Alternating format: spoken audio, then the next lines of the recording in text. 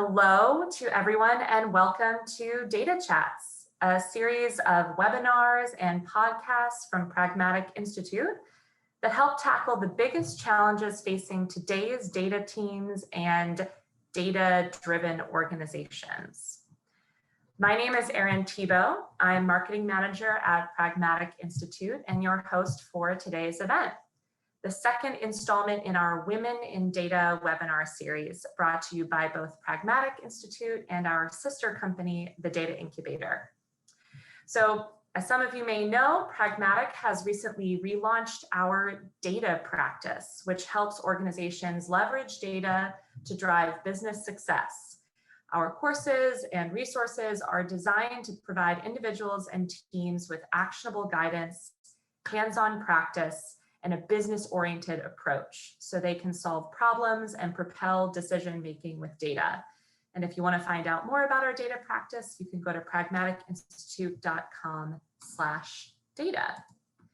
Now, we couldn't do any of this without our Data Advisory Board, which features industry leaders and experts from a wide variety of organizations and whose efforts help ensure the alumni of our courses can have a strategic impact in an ever-evolving data and business landscape. One of those board members, we're excited to say, is here today as our guest, Eugenie Packer. So before I officially introduce her, a couple of just housekeeping items. First, we'll be sending out a link to the recording for this webinar in the coming days, and you'll also be able to access the webinar at pragmaticinstitute.com. And second, we love questions. For questions for our guests, you can use the Q&A box throughout the webinar, and we'll tackle them at the end of the presentation. And we've also got a chat box for conversation and exchanges with your peers. So now to introduce our guest, Eugenie. Eugenie Packer is the Senior Director of Development Systems and Analytics at Mount Sinai Health Systems. And she's a graduate student in statistics at Hunter College. And as I mentioned, she is a data advisory board member at Pragmatic Institute. She lives in New York City, and she has designed, developed, implemented, and overseen fundraising systems, business intelligence data products, and analytics platforms at organizations of all sizes. However, data wasn't always her primary focus. Eugenie brings a background in the arts and a Master of Fine Arts into her work. So we'll be kicking off this conversation by learning a little bit about your background. So I'll stop my share screen. Hi, Eugenie, and welcome. I'd love to hear a little bit about what you studied originally and what's first sparked your interest in data. Thanks, Erin. Thank you for having me. Welcome, everybody. It is a bit of a twist and turn. I don't always know data. It would be my calling, if that it's even something I would say. Probably, most likely, now that I'm in my 40s, this is pretty much my calling. Data is not something you would associate yourself with if you're born in the 70s. Okay, there's no, that's the beginning of computing, IBM mainframe, big ones. So the idea of having a career in something such so niche, it's a bit inconceivable. I sort of stumbled into it. How about that? I stumbled into data work through just a lot of trial and error in a different career that one tried to imagine themselves in, throughout college or in your beginning in your career. I didn't study anything to do with, I didn't study computer. At best, I would say I only have one computer programming course I took at a community college as part of the general requirements. Oh, no, yeah, it was. And I studied accounting. And then I became a math major. And then I went on thinking that maybe I can also do something creative. My parents are the creative type. None of them do data. The closest I can think of in terms of inspiration in the science field would be my stepfather. he does tinker with his computer a lot. So I do know how to get my way around a PC using DOS command mode back in the early 90s to launch Tetris. Oh, the early days, yeah. Yes. That is my involvement with computing. Yeah, it is through a lot of beginning work, knowing that I don't want to be a waitress. I don't want to work in the food industry. I don't want to sell. I don't want to work in retail. But I did like working with the computer system. That never floored me. When I work at a hotel front desk, I like working with the system to book people, make reservations and stuff. So I think that might be my first real brush with database. Now, you studied art in undergrad. Could you talk a little bit about that arts background that you had and maybe how that kind of intersected with data? Yep. Art, yeah, so far removed from data. I like solving problems. I think solving a problem in a two-dimensional sense, solving a problem in a three-dimensional sense, it's appealing. Or solving problems in a more abstract sense, like solving a math problem. Those are of great therapy to me. I like to have, like, say if I have a bunch of stuff I need to fit on a piece of paper, where do I fit them? How do I organize them in a two-dimensional sense? That is, to me, no difference than having a bunch of data that I need to now find a place to put them and store them. And in a way, that is sort of like kind of how I would put this, the two things that I like equally much. It is on here on the screen, a drawing of a lot of entangled wire in my neighborhood and the messiness of a database schema. They are just exciting in so many ways. I don't know why. Maybe I do like the idea of organizing a mess and turn them into something more structured and make sense out of something that is inherently messy. And the way that data connect with each other, and you need to have that unique identifier to connect every piece of data to get from point A to point B. That in itself is very much a journey, a life cycle, kind of how we go from point A to point B as we live. So yeah, I would say those are what I find interesting, and that can make me do it, all the time and lose myself in, essentially. Yeah, I love that idea of kind of like, maybe data is a little bit about like imposing order on chaos. Maybe that's what a database management system is, and maybe art is a little bit about creating something of chaos as well.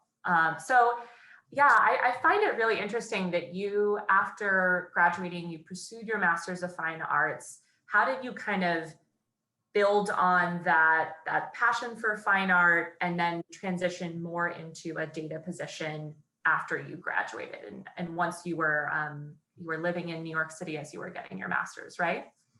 Yep.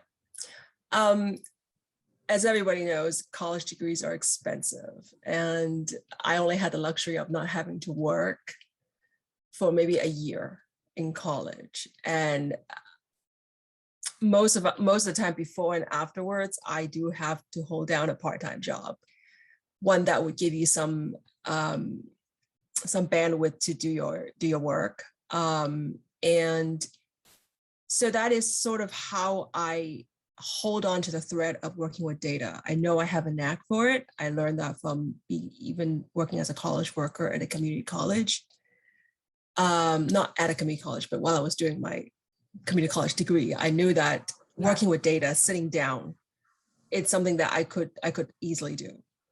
And I know that about me, so I've been seeking out career opportunity where I could blend myself into that data world again. And from then on, I just kind of start from the bottom, working with data, merging data, cleaning data, then to the point of having to implement a database and consolidate databases, bringing data back and forth, and just getting more and more complicated in terms of scope The data set got bigger, the kind of clientele got more, you know, in terms of scale, the kind of population we serve gotten bigger. But now, which role was this where you were? Oh, yes.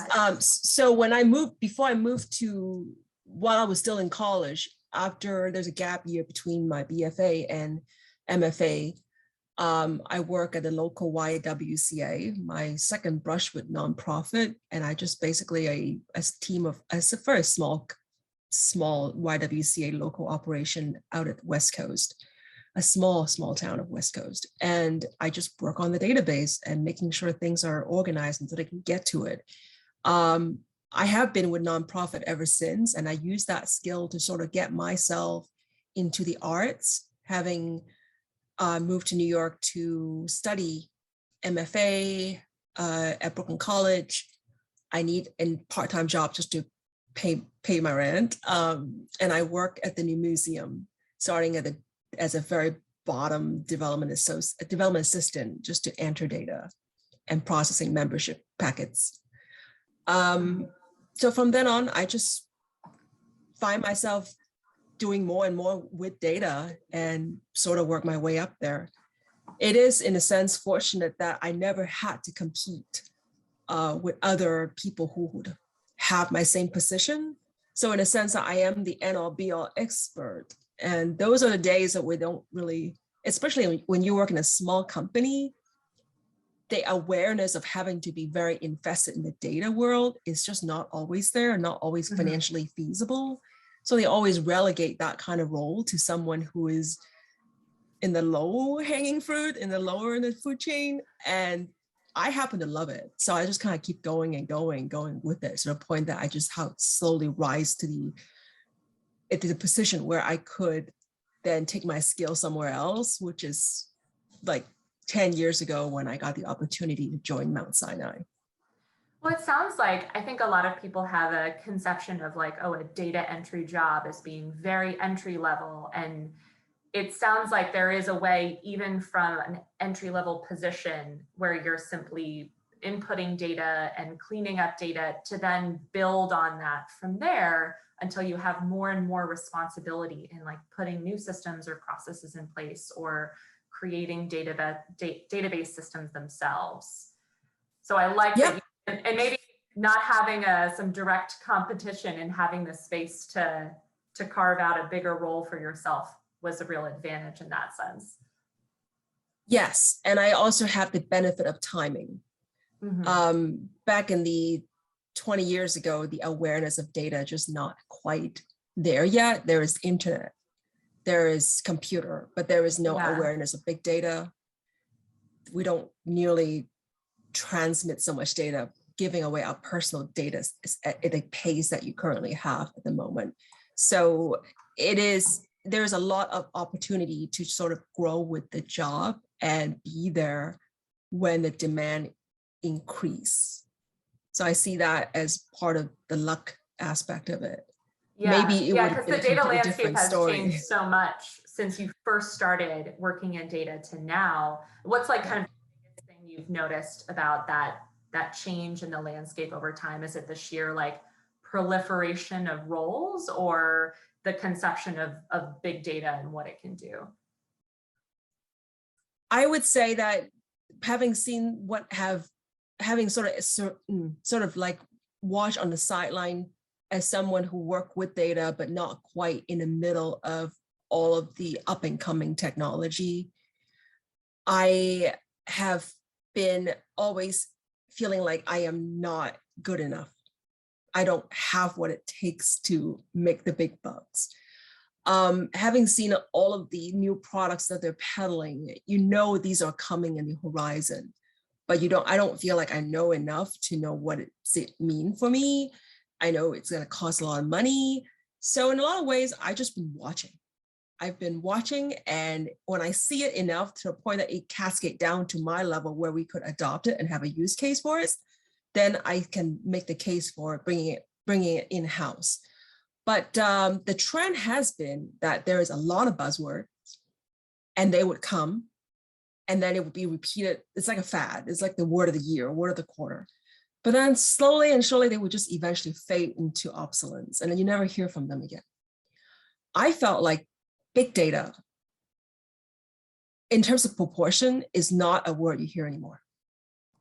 It is a word you hear all the time 7 or 8 years ago. Big data, everything's big data, big data, big data. I haven't heard of big data. And then the next thing after big data was IoT, Internet of Things. I also felt like that has went away in the COVID. That doesn't mean they won't come back up, but then I feel like maybe because of the semiconductor shortage, maybe the idea of trying to make everything IoT sort of have to take a backseat to the fact that we need cars, we need to have the basics. So maybe IoT is still themselves. Yeah, IoT is great, but then maybe we need to get the basic first. So that I could be wrong. I could be completely wrong. I could be just in a different, maybe Facebook. But you've been able to see kind of the trends ebb and flow over time. I mean, so I'd love for you to talk more about your work at Mount Sinai, and you've now been there for 10 years, which is an amazing tenure at one company. So how has your role evolved over the years? And now you're in the senior position. And what do you love most about the work that you're doing now in databases at Mount Sinai? I mean, and also, you know, it's still fundraising, you had mentioned, but it's a big shift from the new museum to go to Mount Sinai Health Systems. Yeah, I mean, my fundraising expertise is what really got me the foot in the door in Mount Sinai. I know nothing about patients. I am not a biostatistic major at all. I would be, how would you say, I probably come through it, you know, through the back door. I have a business domain expertise, and in the nonprofit world, they do need people who work with data as much as they need fundraisers. There's lots of fundraisers. Those are the obvious pool of applicants and the go-tos. It is fundraising, that fundraiser that makes the fundraising goals and to make any nonprofit function. However, it is very, very much like the core of how do you keep track of everybody's performance? How do you know you're raising enough money to make the goal and that everybody's performing well? Those are all about data these days. And if there is no data to show for, there is nothing you can measure against in terms of success. This is going from the board level down to, you know, just a $5 donation. You need to keep track of. You need to be able to cut a text letter and be able to verify that. So the data has been the sort of the thread for how every business sort of function. Even anyone has HR. HR, you need a database system. You need to keep track of this, the person, this is a social security number. This is the last time we have a W-4 for them. So everything is kind of connected in that operational sense. I would say fundraising is no different than a sales in a for-profit world, in that people's goals are important, and whether or not you have leads and what are the leads coming from, how do you scope it out to make sure this is a better lead than the others. That whole infrastructure of research and intelligence are always there. In terms of my Mount Sinai roles, at first it is a very much just a one single CRM management. But then that CRM, as we grow, as we go through multiple capital campaigns, which is the second one, which I'm in, and that our single Mount Sinai Medical Center became a health system, which absorbed a number of other hospitals in the New York City area. And their databases and their own different data systems. The demand of that data work kind of grew. And then my team went from team of 3 to team of 8 now. And the need for data to not have someone just press a button to generate the button, generate the report and put it in an email and send it out. That piece it's in need, that need of automation, get the data to the hands of our user faster and more on demand and less human centric and less, you know, that sort of business need to sort of drive our operation to a point where we need to take on report servers, we need to have Tableau, we need to have some way to schedule these reports to go out, we need to let people to be able to interact with the information anytime and have a place to host them. And of course, when there's never going to be a situation where you can't let people donate online. So that whole online donation infrastructure is also something that is now part of very integrated in part of our day-to-day work. So then now there's user experience, having to deal with problem solving, not just on our end user, but then donors might call and say, I can't make this donation, whatever. Can you fix it? Can you look into it? This is the error code, if you even have that. So yeah, it's just sort of kind of go with the flow of how e-commerce, how everybody is just so data hungry and impatient. Yeah.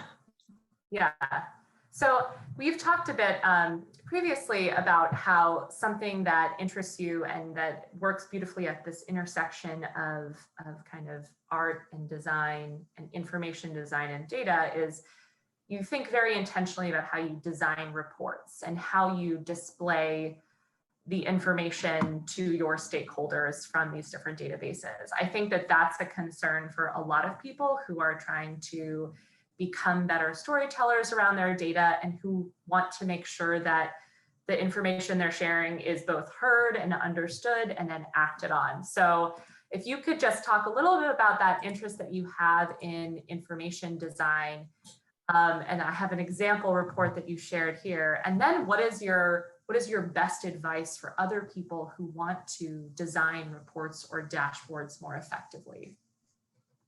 Sure. So working with, like I said, organizing a two-dimensional surface, whether it's with drawing, picture, diagram, or information, that has always been like my love. I like play around with a space and try to make things fit. And this is sort of a, not a dashboard per se, but it's more like a snapshot of a particular gift officer's progress as of this fiscal year. And we have obviously a lot to pack it in. And some of these information you are basically tasked to put in by your client, right? By the person who ordered this report made. And in that, you need to summarize all this information. And then it is our job to make it pleasant, make it readable. Part of the strategy in making something readable is no different than what I would teach a student in design, is those design principles about balance, contrast, space, what is the foreground, what is the background? The background's obviously the white space. But then if you want everything to read in a way that without being overwhelmed, you need to leave plenty of space around the different facets of information. Color schemes are also very important. I always try to use color in the most discretionary, judicious sense, in a sense that too much color is probably not a good thing, because it is not the color you try to say, it is the information you try to say. So color is, in a way, is very much to use to distinguish. I'm trying to distinguish different pieces of information I'm communicating. So if I'm talking about the goal, I'm trying to stick with one color. This way it would travel throughout the page, that you know that when it's this magenta color, it is about the goal. And that goal is different than the rest of the information that's showing black or cyan or purple, because that is two different pieces of information. So they're there to distinguish and separate and to delineate and distinguish. I leave plenty of white space when I can to create a sense of breathing room. If everything is too much to the edge, it is just going to be too busy. You can't focus, and you don't really want to look at it. A lot of times you find a report overwhelming. Is it because the data is overwhelming? Is it because there's so much information? Or is it because you just don't know where to begin? So there should be really some common problem. Is it an information overload in people's reports, especially if you're communicating with people who are not as data literate, might kind of see a bunch of numbers and freak out. Yeah, I mean, that threshold is different from person to person. Someone could be overwhelmed with 4 pieces of information because they're too simplified. they don't know where's it coming from. Some people prefer a long spreadsheet. There's still a lot of our clients who just want long spreadsheet. They don't want this because they don't know where this number is coming from. They're first skeptical. We have long spreadsheet for them to look at too. That's the sense. And also in a report, you always have to worry about the data you have is not going to be the constant set of data. So you have to plan ahead. A report that needs to be evergreen will have to account for the fact that if you're in Q1, you need to leave room for Q4. If you're in Q4, you probably would have as much information as possible. So you always have to sort of leave some room for data to grow, to year to fill in. And it is iterative. Sometimes things will spill over to a next line and they cover something up and then there'll be surprise. But that is sort of the life cycle of a report that needs to be evergreen, always ready, and depending on the data. So that would be the challenge from, say, a one-off analysis that it's a one-time use. And this is an example of a dashboard. This is a Tableau dashboard. A Tableau dashboard is very different in the sense that this is not meant to be printed. You could screenshot it. You could do some screenshot and capturing and put it in an email. But the intention of a dashboard is for you to interact with and discover certain piece of information yourself. So you don't want to label too much. You don't want to necessarily have to put too much stuff in there and not allow the sense of discovery, because a dashboard has a lot of information there, but not everything, not every information will be important to everyone. So you have some key information, and hopefully, depending on your role and depending on your expectation of that dashboard, you will find what you need. And that's not always true. Some people would, that basically means that you would have to have a dedicated dashboard based on the core function. But we try not to make dashboard that only fit one person and one specific use, because having to maintain all of these dashboard, would be pretty cumbersome. It's a cost. It is a cumbersome. Things need to be updated, and then every year rolling around, you have to change certain things. So this is sort of a similar approach. Color should be consistent, and in a way, Tableau make it very easy for us. All of those templates that they have in terms of color scheme won't really do you wrong.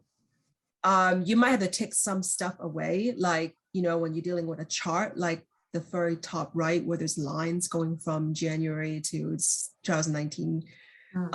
Those line chart, do you really need those legends in the back? Do you need to have that grid in the back? You probably don't. Do you need to have the y-axis? Probably not. Anything you can take away to make that more simplified, have a more simplistic and minimal look that convey the bare minimum information, that would be my suggestion. Otherwise, anything that is not necessary to be there, it's just going to overwhelm your senses to the point that you don't know where your eye should land on. So it sounds like kind of the main overarching advice, if you want to think of these design considerations as you're creating dashboards and reports, is making sure that, color has meaning in the art world and in the data world. So making sure that that meaning is consistent where you use the color, and then potentially edit down when in doubt and leave that white space, leave that breathing room. Yeah. I think that's really valuable. So I want to kind of pivot a little bit and talk about your kind of learning journey over the years, because you've had this really interesting path through academia and the data world. What skills did you feel it was important to develop the longer you were working in data, and how did you acquire those skills? Working with data, I would not say that I have a lot of academic solid experience. My degree was in art, after all. I have to supplement by doing. I do, and end up having, if I have questions, I look it up on Google. Some of the times I don't even know what I'm looking for. I don't even know what the word to use to even do a Google search. but I do have to ask my IT colleagues, like if I need to look up something on Google and this is what I'm trying to do, what word would you use to even search it?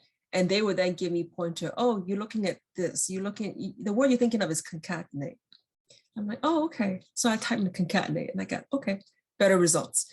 I think about, right after my daughter was born about 8 years ago, I felt like I'm at a point where I am gonna either do more of the same, or there is something that I am not even beginning to look into.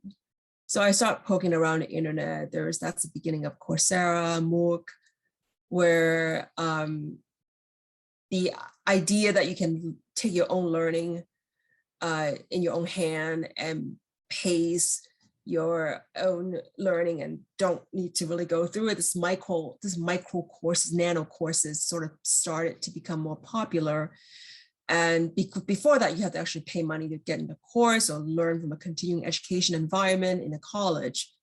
And that's how I begin to dabble into whatever this is called, data analysis, whatever it is. That's, how do you do exploratory analysis using R? That is sort of how I started this journey of eventually decided to go back to school for statistics. Mm-hmm. And you had a better idea of what it was you didn't know that you would want to know to kind of progress in your career.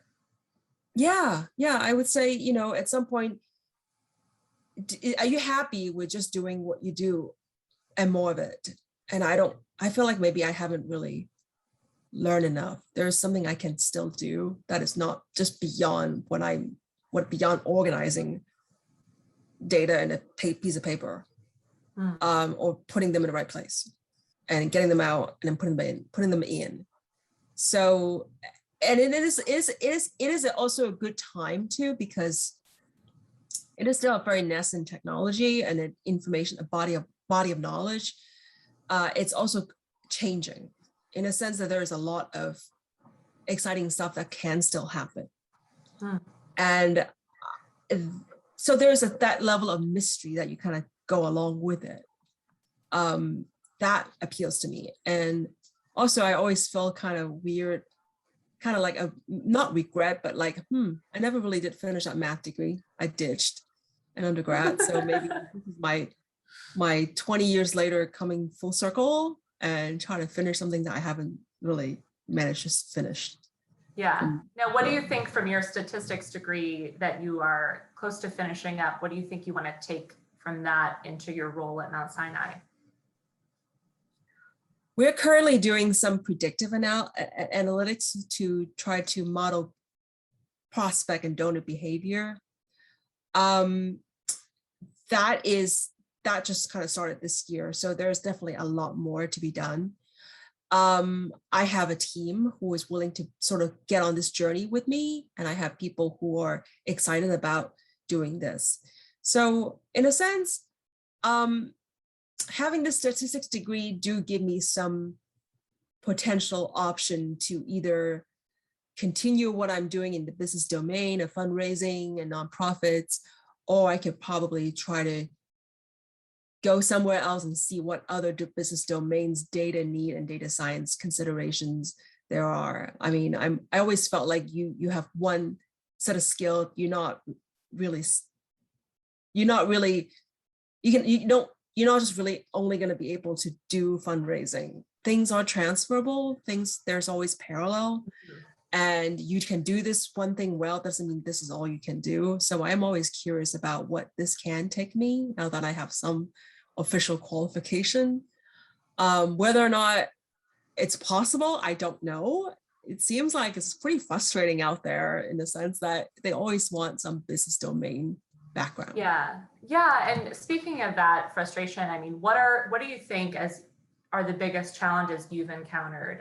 We've talked about, the need for that domain specific knowledge. Is that something you're seeing industry wide? Like there's a real focus on knowing the ins and outs or the subject matter expertise of that particular industry, or like whether it's finance or healthcare? What are some of those challenges you've come up against? Definitely the business domain knowledge. even though I work for Mount Sinai Health System and I am being propositioned for a number of products because of my title, because they think I could make decision on onboarding a piece of software and make it happen, that doesn't mean I can. I work in a fundraising office of a big health system. I have no patient experience. I don't work with medical record data to the point to know what at the ins and out of Epic is about.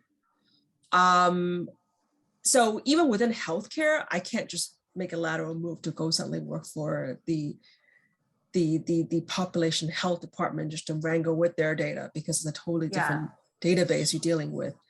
But then over the years, I have always wanting to sort of make that transition. Mm-hmm. So starting with the Grateful Patient fundraising program, which give me the opportunity to start getting involved with patient data and to try to tease out what is encounter, what is inpatient, outpatient, what is specialty diagnoses.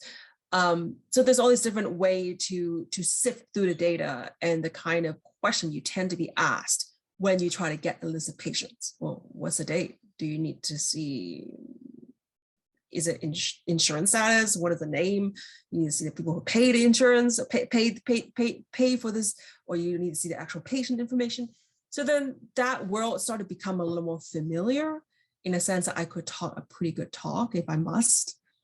And I wouldn't say that I'm at a point where I can qualify to work anywhere in Mount Sinai, but I'd say that those opportunity to start expand your data horizon hopefully will give me some leverage if I need to consider to look elsewhere. Mm-hmm.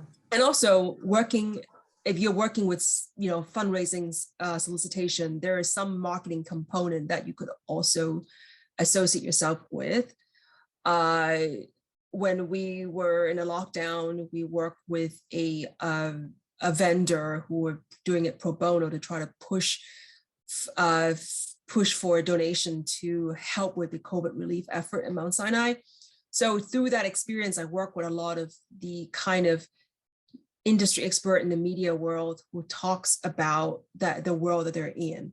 So I got to breathe a little bit to know, is that what I want to do? Turns out, no, it's a pretty cutthroat business. It's also very hard to find work-life balance. I don't think, it's interesting. It's interesting. Like in data roles within marketing. Yes. It's interesting. It's very interesting, but I don't want it. I mean, the segmentation, that whole world is the same, but I don't really know if I want to be doing that. But if I really would see myself having to make a lateral move, those would be the two obvious pathways beyond for nonprofit or even in a for-profit sales environment. Mm-hmm. Because I could make a case that it is. It sounds like there's a benefit to working at a larger organization or, a system of organizations where you can get exposure to different kinds of functional areas and their data needs as almost like this try before you buy, like, here's how I could expand my skills, but here's also how you can learn from absorb some of the knowledge from different stakeholders to figure out, do I actually want to do that? Would I want to make a move into a data role in that kind of world? Because otherwise it sounds like there's this risk of getting a bit pigeonholed if you develop certain domain expertise, and it can be difficult to move outside of that. Yes and no. I do agree that there is a lot of ways you could try to connect with peers inside a big environment to try to pick their brains and see what their days, what a typical day of their world is like, and then get and imagine yourself whether or not I can and cannot, I should not become that. I do have to say that working in a small place do have its own benefit in the sense that they don't have enough bodies to deal with a variety of situations where data would come into play. When I work at the new museum, I am the only data person. I end up taking over the visitor services database to make sure people get their tickets, to be able to get barcode will scan, and the members will get a free ticket and the system would recognize those, or discount code and so on. there's more opportunity to put yourself in the position where I could take that on as well. I could do this, I could do this, I could do this, because there's just not enough body to spread that around. So it depends on how you position yourself and how you appeal to the powers that be that you are interested in taking on more, and that you somehow get their trust that you could be able to handle, you're able to handle this. And I have been fortunate that I haven't really got that much pushback for wanting to step up. Yeah. Yeah, it sounds like there are benefits to working in a smaller group. Maybe there's benefits to working in a larger organization, but it's about, what I find cool is that you have really carved out those opportunities for yourself. You've found ways to kind of expand the scope of your work and add to your skill set, so that when those opportunities arise to contribute in different areas, or to like take on more responsibility as the one data person, then you can step up. So I'd love to just hear more about, like, what is your greatest advice for people who want to make transitions like you did from one field to another, one industry to another, or who want to, upskill themselves if they do decide they want to change jobs entirely?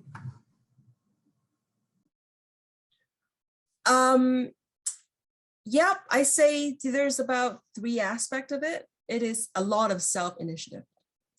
I think in the data world, especially, things move very quick. There is never going to be just this empirical set of body of knowledge, and that once you master it, you don't need to revisit this or add to it. You have to sort of like learning. It's not that I like to learn everything, but if something compels me to dig deeper, that learning kind of come effortless. You just naturally want to look at more. You just go to Google and you just look at this link, you look at that link, and then you just eventually just start doing more and more of that. And a lot of what I like about my world is that I could do this on the job, but I could do this off the job. I do like to dabble sometimes, even though it's 5 o'clock. I still would take my own free time in the after-hour days, just do it because I like doing it. So ask yourself, do you have that tenacity to just keep going to the point that you don't really look at the clock? And a lot of self-starting learning, there's so much to learn out there. People are generous in the data science world. You need to look up something, it's always a mouse click away in Google. They would tell you everything. Stack Overflow. There's vote system for the answer. You know that the one that has the upvote the most, probably that is the go-to answer. You wouldn't go far. You wouldn't be lead astray. Yeah. And I do find that talk to people with the career that interests you is a big thing. When you meet someone who you admire and who would inspire you, follow them on LinkedIn, befriend them, see what inspired them, see what they study, see what kind of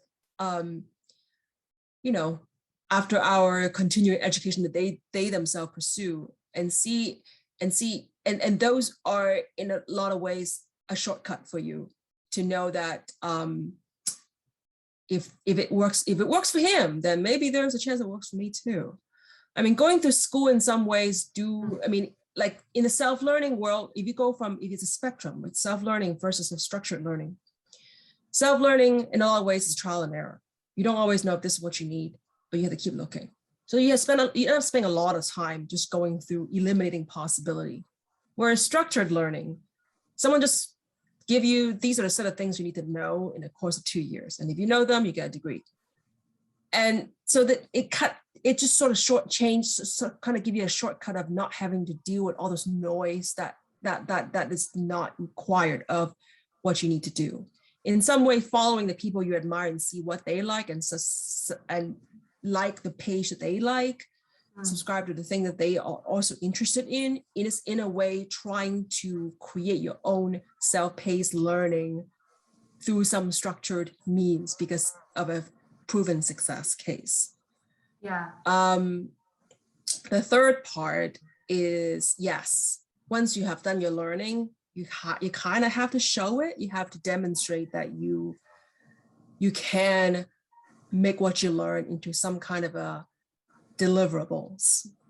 If you like data visualization, if you like putting that kind of a data products together, there are a number of opportunity in the internet where you could post your data product portfolio. Tableau has a public site that's free. You can publish all kinds of data analysis to showcase what you can do with the data and how you organize it and your Tableau skill set. Employers who are interested in hiring for Tableau user and Tableau's whiz love to know that there is something that you already done on your own that they could have a sort of assurance that you know what you're talking about. Because one of the things that I find is very hard to gauge during a job interview when we interview candidates who claim they know Excel is that until you put them in front of a very complicated spreadsheet, you really don't know. You really can't suss out how much they really think they know without seeing it. So I say using Tableau Public is a way for us to gauge how well you know Tableau. Yeah. Our pub is for those who like to do their own R analysis, and that's a free platform for you to publish your R Markdown and your R script. R is also a free open source data, as a sort of programming statistical platform that is a bit code heavy, but lots of free courses out there for you to learn.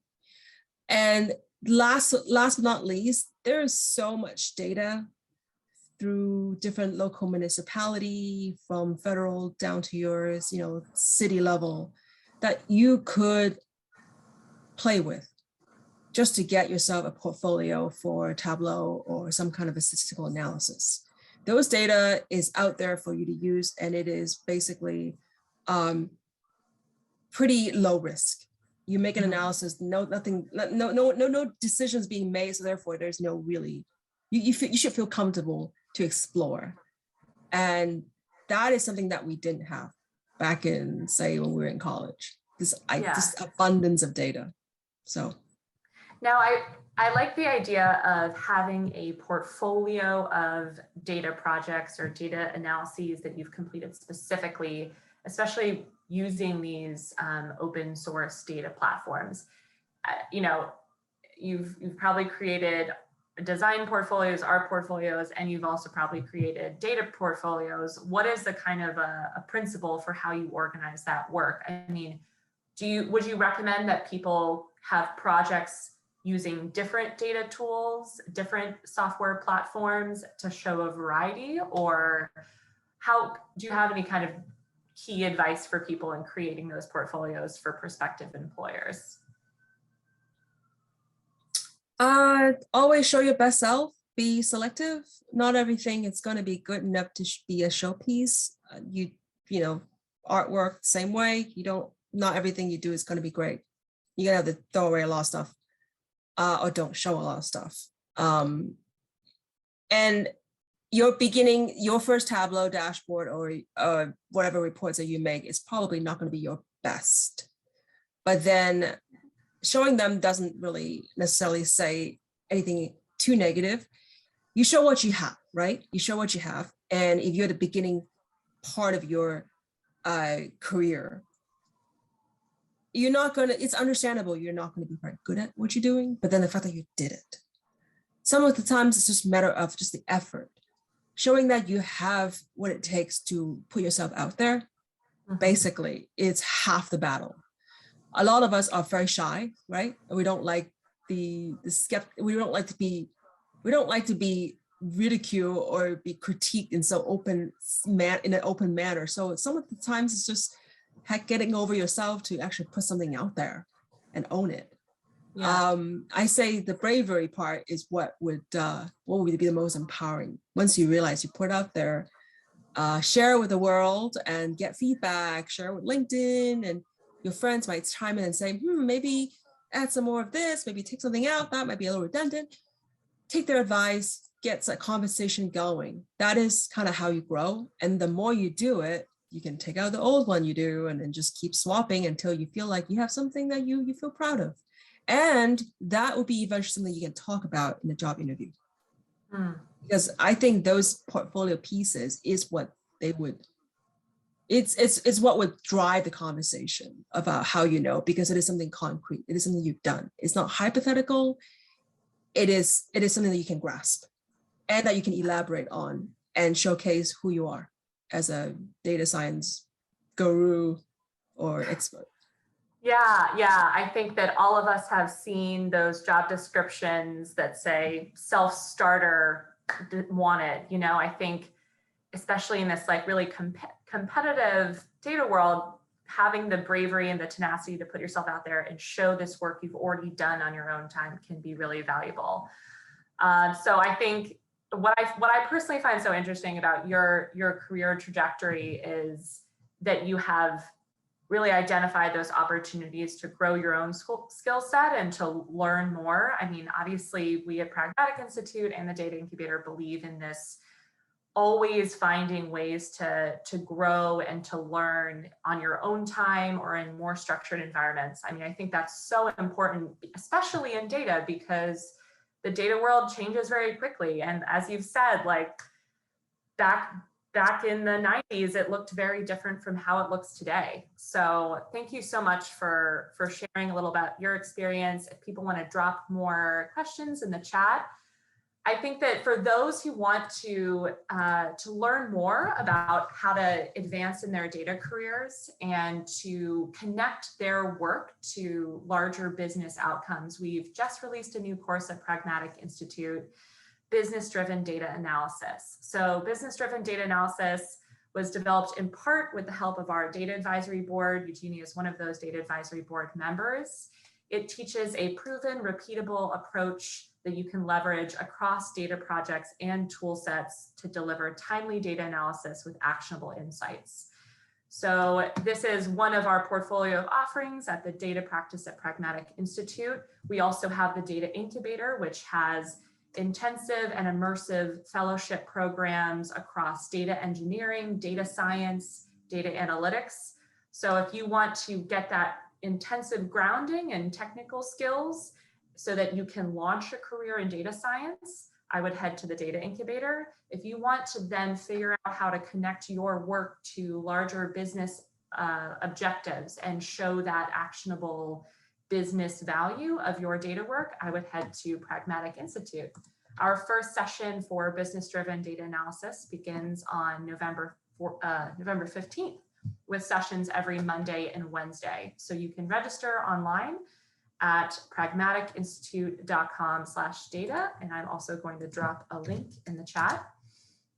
But thank you so much, Eugenie. I think this has been really valuable, especially for people who are navigating those transitions, for women in STEM, but really anyone who wants to learn how to get that kind of edge in the data world. So thank you so much. And for everyone on the call, I hope you can join us for our next Women in Data webinar installment. We will share details when that is scheduled. So thank you so much and have a good day. Thank you, Erin. Thank you very much for coming. Bye, everyone. Bye.